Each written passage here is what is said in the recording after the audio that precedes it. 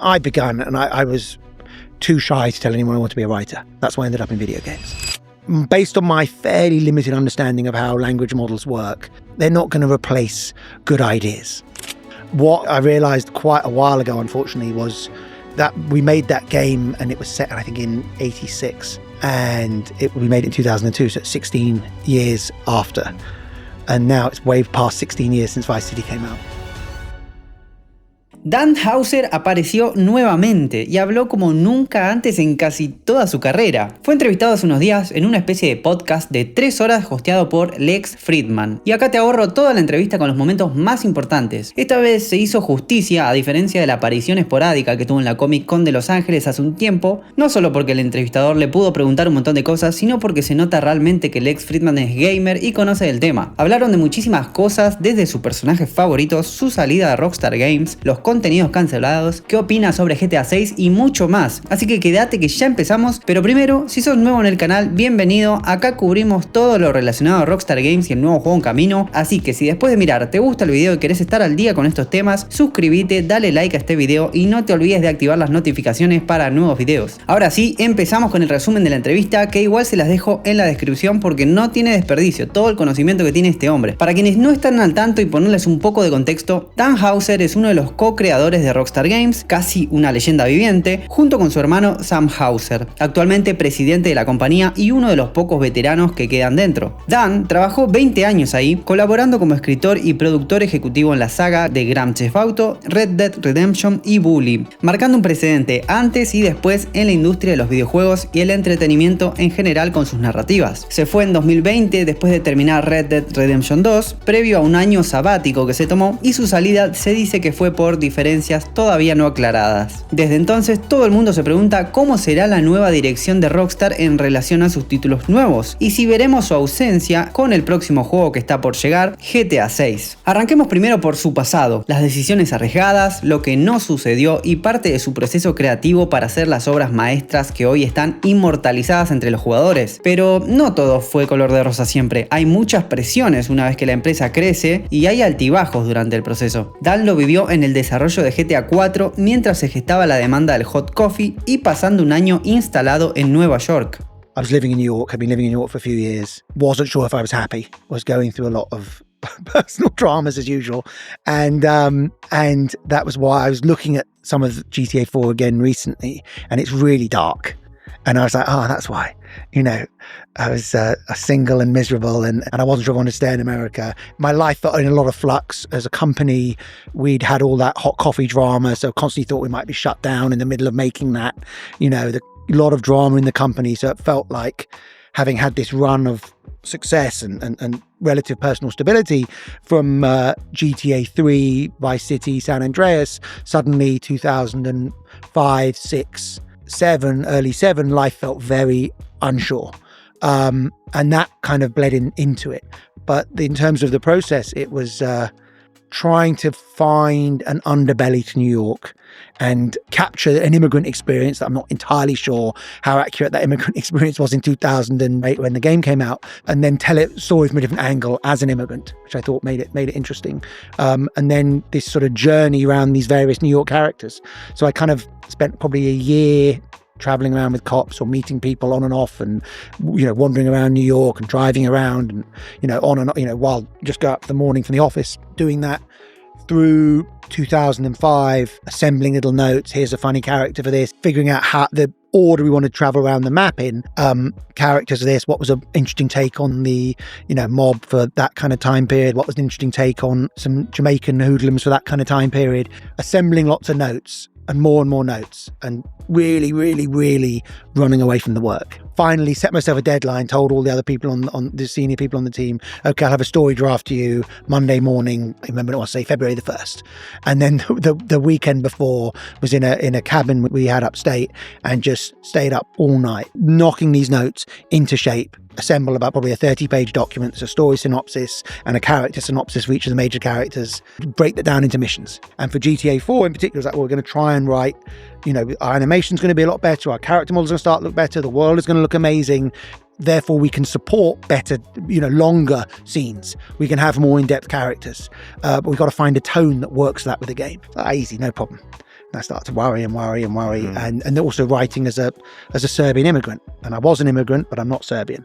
And trying to capture what on earth that would feel like. So I start to worry again, avoid work for as long as possible. And then just sit down and start hammering away at a keyboard and going, does that right? Is that? And once I get one speech, one turn of phrase that I would like for a character, then they suddenly come alive in my head. Igual, después de la tormenta, como dicen, siempre sale el sol porque luego cosecharon el fruto de ese esfuerzo y el resto es historia. Y 5 años después de conocer a Niko Bellic, salió GTA V, uno de los juegos más vendidos en la historia de los videojuegos, que duplicó o triplicó el guión de GTA IV con nuevos desafíos técnicos porque ahora eran 3 personajes. I have to ask you about your writing process. GTA 4 is when it really started ramping up. How much writing went into the Grand Theft Auto series? How many words are we talking about? I saw some thousands of pages. I mean, when we printed out the scripts for GTA 4, it was about this high. Yeah. And GTA 5 was about that high. But that was including all the pedestrians who'd have pages and pages just to create the illusion of a living world. Because you interact with each one of them. But even the main script for the main mission was thousands of pages long.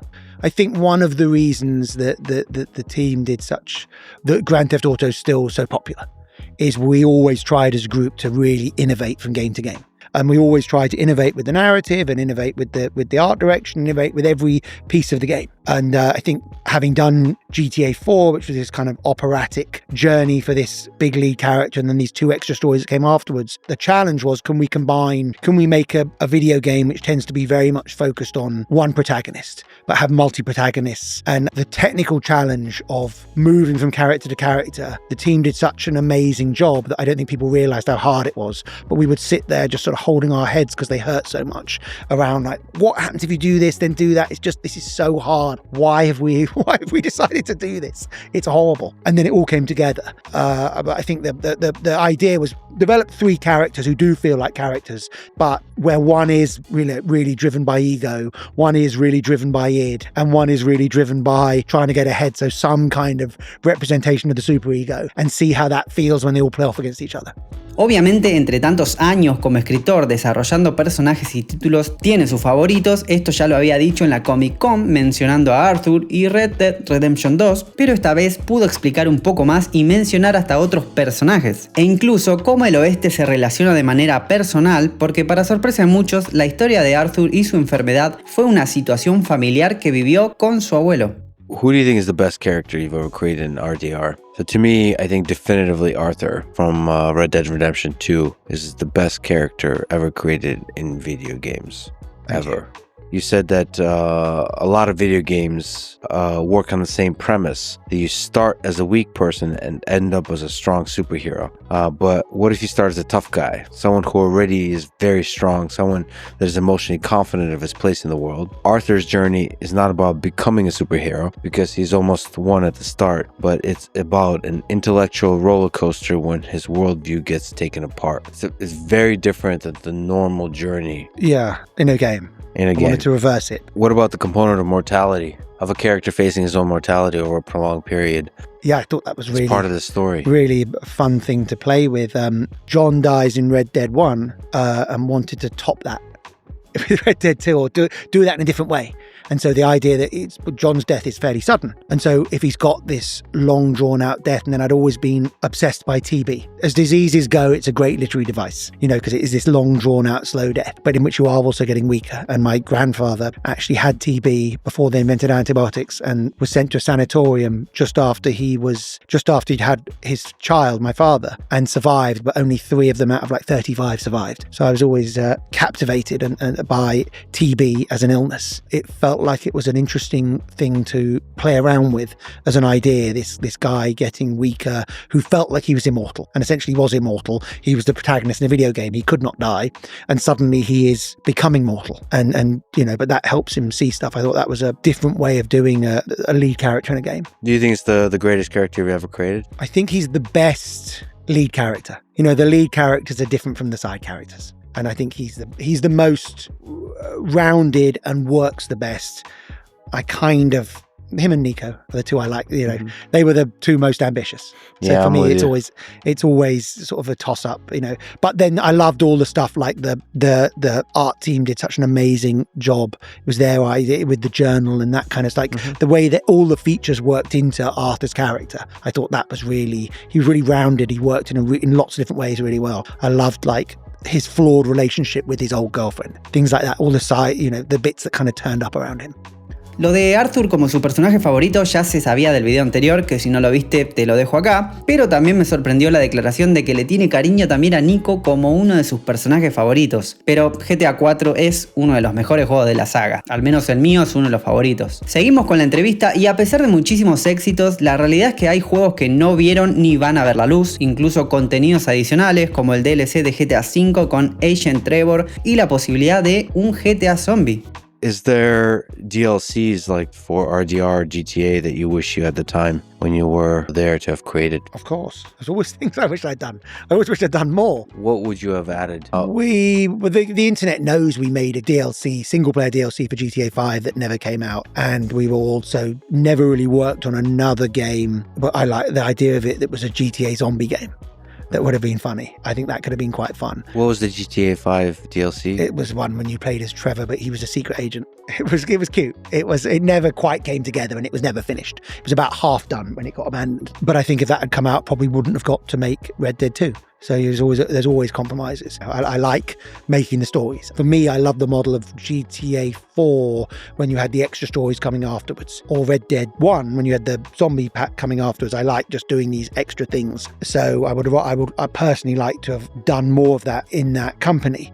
And with stuff we're doing in the future, we're going to try and come up with worlds where we can add more stories. I like single player DLC.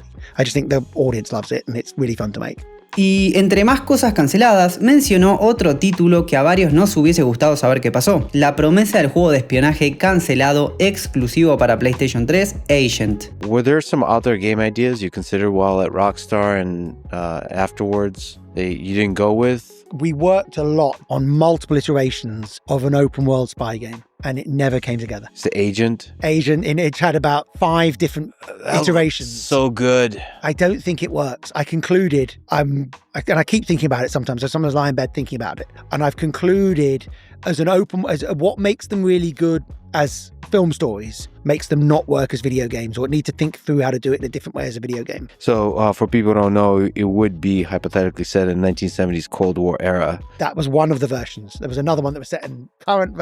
We had so many different versions of this game. We worked on so many different teams. But it would be more geopolitical, like espionage. Espionage, and assassinations.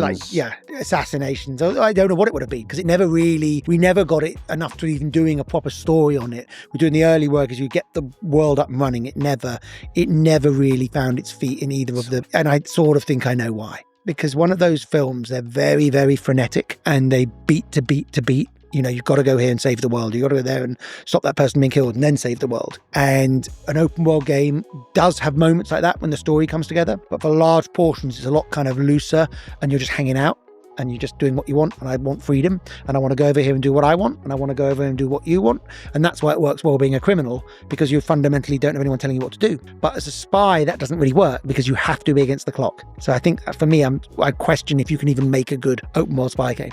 Como vemos, amigos, no siempre es fácil hacer un juego a pesar de tener todo el presupuesto disponible, y parece que entre tantos intentos el espionaje no coincidía del todo en un mundo abierto. Ahora vamos al presente y pasemos al tema caliente del momento. ¿Qué opinas sobre el próximo juego en camino, GTA 6, a pesar de no estar ahí?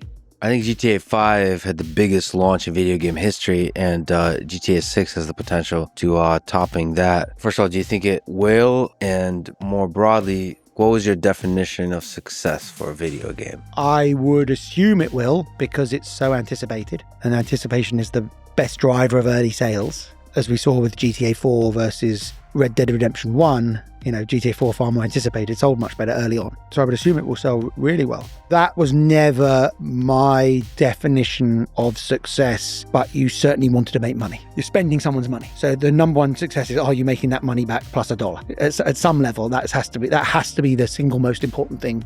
So you get to do it again. You know, you've got big teams of people need to pay the rent. You have to keep the lights on in the business. So you have to make a small profit. I think the definition of success for me was, had we tried to do new things and done them, or achieved some of our goals.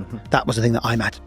Were people responding to these worlds and these characters in a way that I wanted them to? Como pueden ver, sabe perfectamente que el marketing hecho por Rockstar a lo largo de los años y la anticipación es un factor clave. Por eso funciona tan bien hacer de esta manera un producto tan rentable. No solo es hacer una parodia de la vida real, sino que esa sátira tenga coherencia en el ambiente donde se desarrolla. You mentioned that you haven't written for Grand Theft Auto 6. What's it feel like Grand Theft Auto 6 returning to Vice City?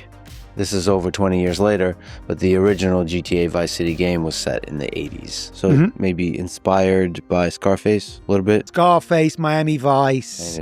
And our 80s childhoods. You know, what I realized quite a while ago, unfortunately, was that we made that game and it was set, I think, in 86. And we made it in 2002, so it's 16 years after. And now it's way past 16 years since Vice City came out. So it was, the 80s were not that long ago when we made it. You know, I think Miami is one of the most unique cities in the world. Oh, yeah. Especially if you're thinking about it, satirizing American culture. It has the influencers, has the crypto bros, the yachts, bikinis, plastic surgery, sports cars, drugs, cartel cash, luxury, super rich people, and the desperately poor, just the whole of it. Would it be like the perfect city to explore the full cast of characters that are possible, that human nature can generate? I think it's one of them. You know, there's a reason why GTA kept coming back to Miami, New York, Los Angeles. I think they're all very good for exactly what you laid out. You could say, move it to any of those and it would work. You know, there's glitz, glamour, underbelly, immigrants, you know, enormous wealth in all of them. Do you know if that was ever a consideration to go elsewhere? We made a little thing in London 26 years ago, GTA London, for the top down for the PS1. That was pretty cute and fun, as the first mission pack ever for PlayStation 1. I think for a full GTA game, we always decided it was, there was so much Americana inherent in the IP, it would be really hard to make it work in London or anywhere else. You know, you needed guns, you needed these larger-than-life characters. It just felt like it was, the game was so much about America. You know, possibly from an outsider's perspective, but you know that was so much about what the thing was that it wouldn't really have worked in the same way elsewhere. A pesar de tener versiones HD de estas 3 ciudades de Estados Unidos, como dijo, estaría bueno tener otros lugares, pero a esta altura la saga GTA ya está atada a Norteamérica. Igual así, eso no es problema porque el hype siempre se mantiene por ahora. There's an insane level of excitement and expectation for Grand Theft Auto 6. Same was true for GTA 5 and GTA 4, and you and the team delivered every time. How difficult was it to do creative work under such pressure, where everyone expects this to be a success? I was pretty good at compartmentalizing. When with all creative work, I feel like a terrible fraud, but I haven't been found out yet. Just do my best and hopefully I won't be found out this time. And if I can go, I tried hard with the work. I tried to do it with integrity. I tried not to copy someone else. Probably done all of the above. You know, try to bring something new to it. And we as a group made something we are proud of. Then that's enough. If you don't want to go insane, or if I didn't want to go insane, I couldn't sit there and worry about financial result. You know, video games are expensive, so it is a sort of commercial form of creativity. It's a commercial art form, you know, so you have to be in mind you're spending large amounts of someone else's money. But at the same time, my argument with myself was, well, the way to make it back is to try and make something great. I think GTA 4 was very pressured because there'd been all this pressure on the company due to hot coffee. It was extremely tough. So I think that felt very stressful. GTA 3, the company was basically broke, but I was young, I didn't really care. All of the games had their own pressure. All the more I felt I'd gone into it creatively and tried to be more ambitious. For me personally, I felt more pressure. If you're trying to take big swings creatively and you've spent a lot of money, that can be quite stressful. You know, I think with Red Dead 2, when we were behind schedule, we were over budget so much I didn't want to think about it. And you're making a game about a cowboy dying of TB. And the game's not coming together. Turns out a lot of people doubt you at that moment. You know, it's not that fun. So I think that was a lot of pressure.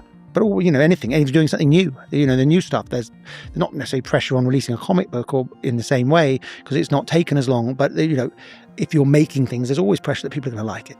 Y por último, en relación a GTA 6, Lex le preguntó cómo se siente viendo desde lejos una saga a la que él le dio forma, por decirlo así. So you've created, I don't know how many, over 10 Grand Theft Auto games. I think so. I have to ask, is it a little bit bittersweet to say to say goodbye to the Grand Theft Auto world? What's the feeling? I think How would I describe it? Of course, it's all of the above. Pleased to be doing other stuff, excited for what we're working on now, super excited.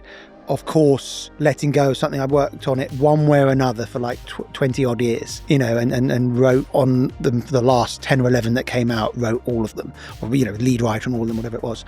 So of course, letting go of that is a big change and a lot and sad in a way, because each of the games was a kind of standalone story. It's not quite the same as I think probably it would be in some ways sadder if someone continued on Red Dead, because it was a cohesive 2-game arc. That might be more sad to hear someone working on that, but again, that will probably happen too.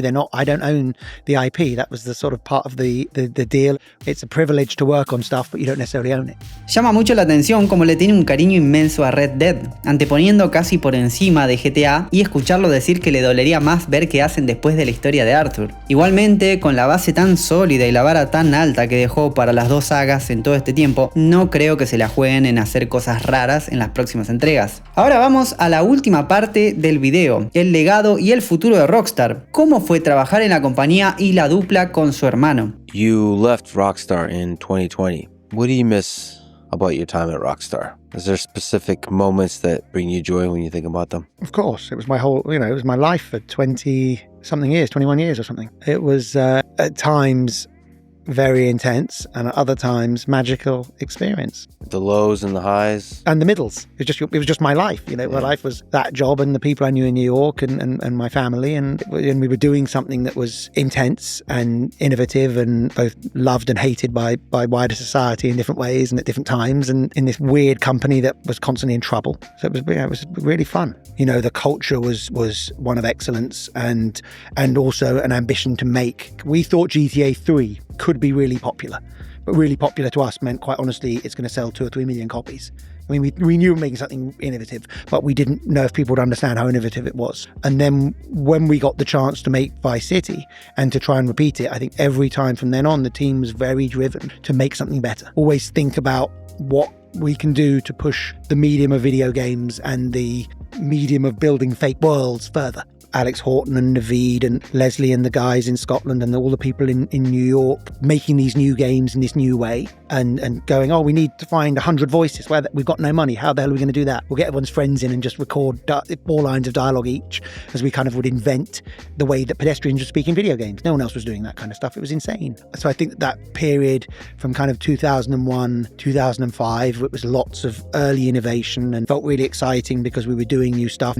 And then from 2007 onwards, 7-8, was happy personally, having children, happily married, and the games were just getting much better, but there were lots of pressure in the business, and the budgets got really big, so that is other stress. So there's always good bits and stresses, but, and always just tried to show up and do my best and think about how I could do it in a new way. Always trying to go, it's a new medium, what can we do that's new?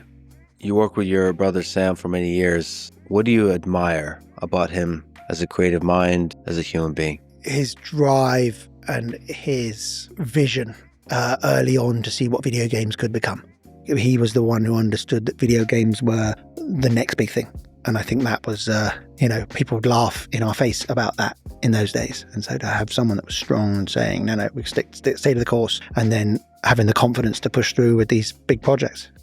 Acá por ahí no es nada nuevo, la cultura de la excelencia en Rockstar se mantuvo desde los inicios de la compañía, pero también podemos ver cómo Dan admira a su hermano y cómo fue uno de los pilares para construir lo que hoy vemos. Mantenerse firmes a pesar de todos los pronósticos los puso donde están hoy. Seguramente la relación con su hermano sigue vigente y no debe ser el motivo de salida de su puesto. Recordemos que igualmente él no está desempleado, sino que tiene su propia compañía, HOUSER Ventures, donde intenta hacer un Absurdverso con varios títulos distintos, pero que encajen dentro del mismo universo. What is Absurdiverse? Absurdiverse is a comedy universe we're developing that will be an open world video game and then some loosely adjacent stories that we're going to make as animated TV shows or possibly animated movies. We're still thinking that all through. And we're building the game in San Rafael at the moment, and it's early days, but it's looking very exciting. And it's trying to make a game that feels a little bit like a living sitcom. And there's going to be an open world video game. Yes. In that world. Yes. When? 2, 3, 4 years, still thinking that through. Se ve un proyecto bastante ambicioso, que tiene que cocinarse durante un buen tiempo todavía. Para los que no saben, Dan HOUSER está intentando mezclar entre podcast, novelas gráficas y cómics, junto con estos próximos títulos de videojuegos, que aparentemente serían mundos abiertos, pero hay que ver cómo toman forma en los próximos años. Esto también vendrá de la mano de nueva tecnología, que también fue consultado al respecto. Are you excited for the future of video games? Yeah, I think I completely. I still look at. I'm glad you've spoken. You've spoken so kindly about our work, about the stuff that I did and the stuff the whole teams did. It's wonderful, but I just look at it and see problems and see things that we can do better. And I've got, some of the stuff we're working on now is going to do stuff that people haven't really seen before. I think the games can get so much better. They can feel so much more alive and feel like their systems, all the stuff. We can both make each of those parts better and tie them together better. To me, it still feels like it's only just beginning. Cinema evolved from like 1895, whenever it was, until they invented talking in 1930 or whenever that was. And then it's kind of found its modern form. And then by 39, they're shooting in color. And that's basically a modern film. Is no different from a 1939 film. But with games, I still think we've got a long way to go. The tech, there's so many different parts of the tech that it's still got a long way to go, and you can go in all different fun directions. Es interesante lo que dice, porque a diferencia del cine o las series, las tecnologías traen nuevas formas de contar historias en los mundos virtuales, que los desarrolladores cada vez van a tener más herramientas si saben integrarlas bien. Lamentablemente hoy en día no pasa con todos los juegos y a veces las compañías priorizan los números antes que el arte, o estamos viendo poco esfuerzo de algunas empresas en hacer contenido hecho a mano y más apoyo de las inteligencias artificiales para crear trabajo, motivo por el cual también fue consultado. ¿Qué opina de las IA? How do you feel about LLMs being able to write in a way that looks awfully human? I'm not that afraid of them for large-scale concepts. I don't think they're going to be very good at that. I began, and I was too shy to tell anyone I wanted to be a writer. That's why I ended up in video games. And I would scribble away, like writing manuals and writing on like PS1 games. And then working on little bits and pieces. And then I'd luckily done enough work that when GTA 3 turned up, was the first thing that resembled real writing. I had all of these small bits of skills that I could assemble into it. Based on my fairly limited understanding of how language models work, they're not going to replace good ideas. They can't really come up with good new ideas. What they can do is do low-level stuff. If you're not very good concept artist, you're in a lot of trouble. If you have original ideas, I think you're fine. And so I'm probably a hideous Luddite, but I'm less scared than a lot of people. I think you're going to end up with a lot of work that looks the same. It's going to help people be creative in some ways. It's going to get some people who probably shouldn't be in that space out of that space. But if you've got talent, I think you'll be fine. Acá la opinión de Dan está bueno entender cómo ve a las inteligencias artificiales, que son datos pero no tienen tanta creatividad. Y coincide también con lo que piensa Strauss-Zelnick en la entrevista que tuvo hace poco, que hice un video al respecto, que si no lo viste te lo dejo a continuación. Resumiendo y conectando esto que digo, que ambos piensan igual, por ahora en las áreas creativas la mayoría de las IAs están en proceso de aprendizaje para crear cosas desde cero cuando se refiere a algo artístico. Y según Dan, las tecnologías nuevas también prometen simplificar cosas, pero de alguna u otra manera terminan siendo igual o más costosos los presupuestos para desarrollar videojuegos. Do you have hope for AI helping with some of the video generation, some of the world generation, some of the open world assistance in generating the world? Yes, limited. Absolutely. If used correctly, it will be a great tool. If used incorrectly, it will lead to loads of generic stuff. I've been in games for 29 years, and all the time, the piece of tech that's going to make making games much easier and much cheaper is about to turn up, and all that's happened is the games have got much better and way more expensive. So I'm always nervous about saying, finally, we have that bit of tech that makes our lives easier, but it looks as if it might be able to do that when you use it in the right way. If you use it to try and as a substitute for creativity, it's going to be really generic.